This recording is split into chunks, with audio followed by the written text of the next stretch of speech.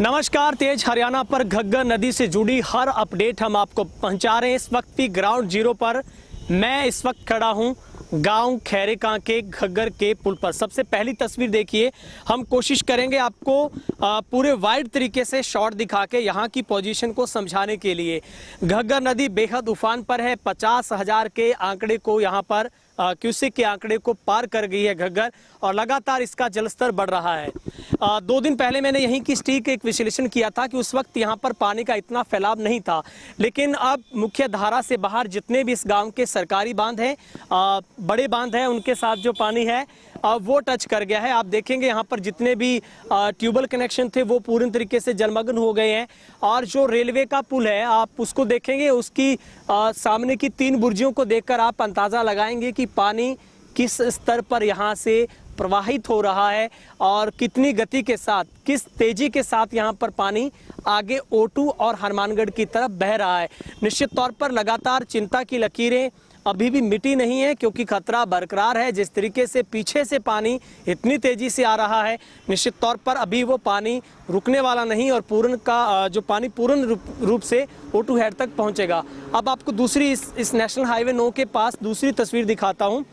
इसके साथ बिल्कुल टच करता गांव खैरेका है, और खैरेका गांव के साथ भी बिल्कुल पानी अटैच हो गया है। उसका जो बड़ा बांध है उसके साथ एक बीच में रोड है और उसके बाद आगे का गांव है।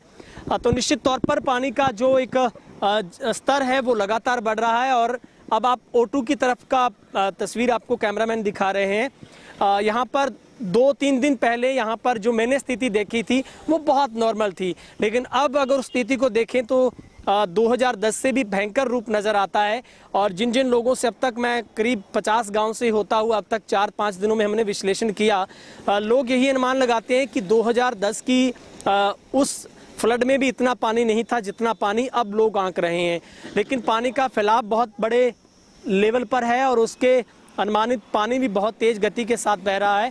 तो ये खैरेका की तस्वीर है जो अपने आप में समझाने दिखाने में बहुत काफ़ी है कि आप देखेंगे किस तरीके से पानी यहाँ से बह रहा है। और पूरे हरियाणा में इस बार जो बाढ़ से प्रभावित ज़िले हैं उनको पहली बार हरियाणा सरकार ने अपने इतिहास में उनको बाढ़ प्रभावित घोषित कर दिया है, ताकि उनको एक अलग से बजट उनके लिए सैंक्शन हो सके। और सरकार ने इस बाढ़ से प्रभावित जितने भी गांव हैं उनका आकलन कर लिया है, किन किन गांव में कितना नुकसान हुआ है, मकानों का, पशुओं की कितनी मौत हुई है, कितना किस लेवल पर, सब कुछ सरकार ने उसका अनुमान तय किया है। उसकी पूरी रिपोर्ट अधिकारियों ने सबमिट की है।